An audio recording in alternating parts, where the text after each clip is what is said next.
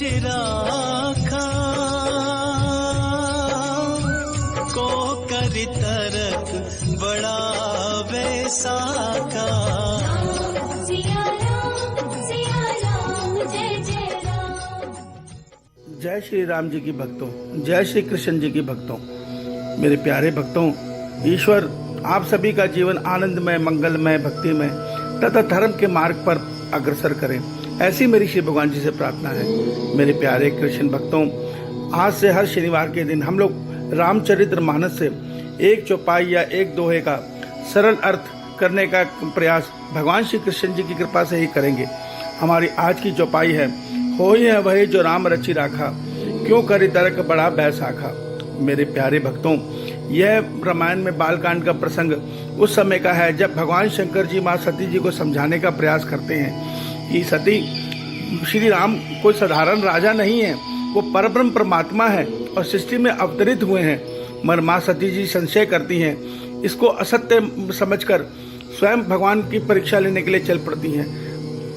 तब भगवान श्री शंकर जी बोलते हैं, होई है वही जो राम रचि राखा, क्यों करी तड़क बड़ा बैसाखा, और वो ये कहकर हरि नाम का सुमरन करने लग जाते हैं। तो मेरे प्यारे भक्तों, भगवान शंकर जी ने यह बात बिल्कुल सत्य बोली है, क्योंकि भगवान शंकर जी ये जानते हैं कि कर्म विधान अटल है। यहाँ इस श्लोक का सरल अर्थ यही है कि ये सृष्टि ईश्वर के बनाए कर्म विधान पर चल रही है, और जो ईश्वर ने कर्म विधान को तय कर रखा है, कोई भी उससे बाहर नहीं हो सकता, उससे एक बाल भी इधर उधर नहीं हो सकता।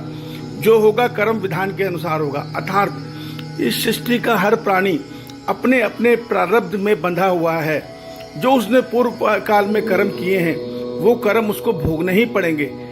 किसी भी योनि में जाकर, किसी भी शरीर को पाकर उसको ये कर्म भोगने ही पड़ेंगे, इससे वो बच नहीं सकता।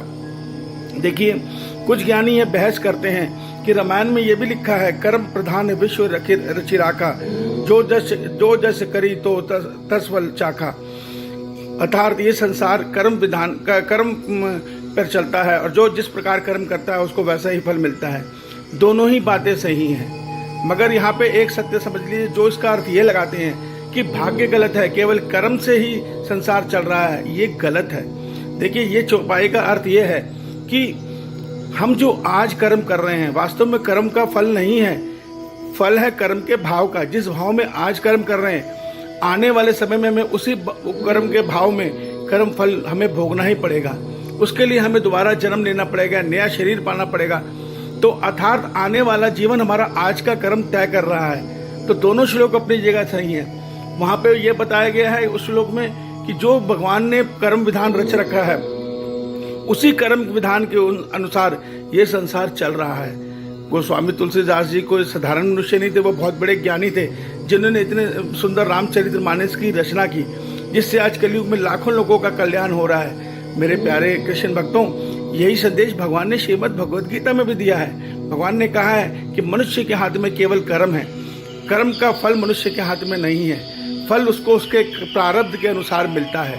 प्रारब्ध अर्थात जो हम पूर्व जन्मों में कर्म को करके आए हैं, उसी के अनुसार हमें कर्म को भोगना ही पड़ेगा। यहाँ किसी का हट नहीं चलता। स्वयं ईश्वर आते हैं तो वो भी कर्म विधान में अपने आप को ढालते हैं। अर्थात श्री राम जी ने बाली को छुपके मारा, तो उन्होंने श्री कृष्ण जी स्वरूप में उसी बाली को बहेलिया का जन्म देके उस बहेले से तीर खा के उस ऋण को उतारा। तो जो हम ये कर रहे हैं, आज हम पशु पक्षियों को मार के काट के खा रहे हैं, आने वाले जन्मों में हम पशु पक्षी बनेंगे और वो इंसान बनेंगे, वो हमें काट के खाएंगे। क्योंकि ये सृष्टि चक्र है, ये तो घूम रहा है, ये घूमता ही रहेगा। देखिए, भगवान ने गीता में एक बहुत बड़ा रहस्य बताया है कि इस संसार में दो प्रकार के मनुष्य हैं, एक आसुरी प्रवृत्ति के, एक दैवीय प्रकृति के। जो मनुष्य निज स्वार्थ के लिए जीवन जीते हैं, जो मनुष्य निज शरीर और परिवार के सुख के लिए जीवन जीते हैं, उनको संसार से कोई लेना देना नहीं है। ऐसे मनुष्य आसुरी प्रवृत्ति के मनुष्य हैं, और वो सदैव पतन के मार्ग पर अग्रसर है। अर्थात वो जन्म दर जन्म नीचे गिरते हुए, अर्थात उनमें 5 विकार बढ़ते चले जाते हैं, और वो अपने कर्मों के कर्मफल बंधन में बंधे हुए हर जन्म में नया शरीर पाके उन कर्मों को फलों को भोगते हैं और लाख 84 चक्र में भ्रमण करते रहते हैं।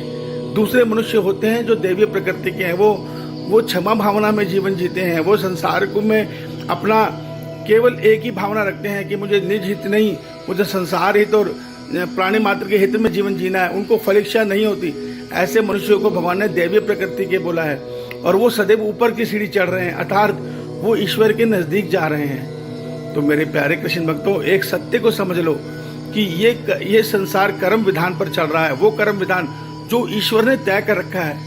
प्रकृति उसमें तनिक भी फर्क नहीं कर सकती। जो जिसके भाग्य में लिखा है वो कितना ही प्रयास कर ले, उसको वो भोगना ही पड़ेगा, उससे वो बच नहीं सकता। आज हमें लोग पंडित उपाय बता देते हैं। अरे अगर पंडित, क्या राम जी के काल में पंडित कम थे? दशरथ जी ने कितना प्रयास किया, उनको पहले से पता था कि मेरे पुत्र को 14 वर्ष का वनवास होना है और इस प्रकार पुत्र वियोग में मेरी मृत्यु होनी है, मगर उनके पास बड़े बड़े ऋषि मुनि थे, सब थे, मगर वो इसको नहीं टाल पाए। तो ये आज के ज्योतिष क्या हैं जो अपने आप को कहते हैं आप ये प्रयास करो, ये दुख दूर हो जाएगा। देखिए, आप जो अच्छे कर्म करते हैं, फल इच्छा से कर्म करते हैं, उसका फल मिलता है, पर उसका फल संसारिक सुख होता है जो भोग कर खत्म हो जाता है।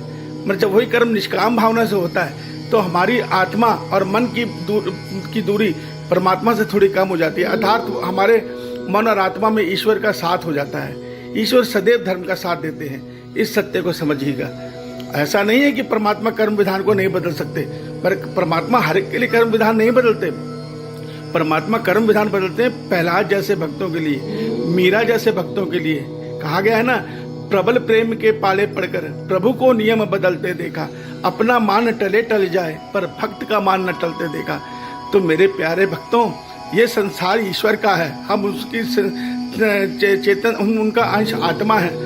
हम इस ऊर्जा से इस संसार में गलत भोग क्यों करें? हम इस ऊर्जा से, इस परमात्मा की शक्ति से संसार का भला करें और इस मन से ईश्वर का सुमरन करें और शरीर से कर्तव्य कर्म करें। यही संदेश गीता का है, यही संदेश रामचरित्र मानस का है। आज हम सनातन धर्म में इनसे दूर होकर सृष्टि में पाप बढ़ा रहे हैं, अपने भारतवर्ष में सनातन धर्म को घटा रहे हैं। हमारे धर्म को कोई अन्य नहीं, स्वयं हम घटा रहे हैं।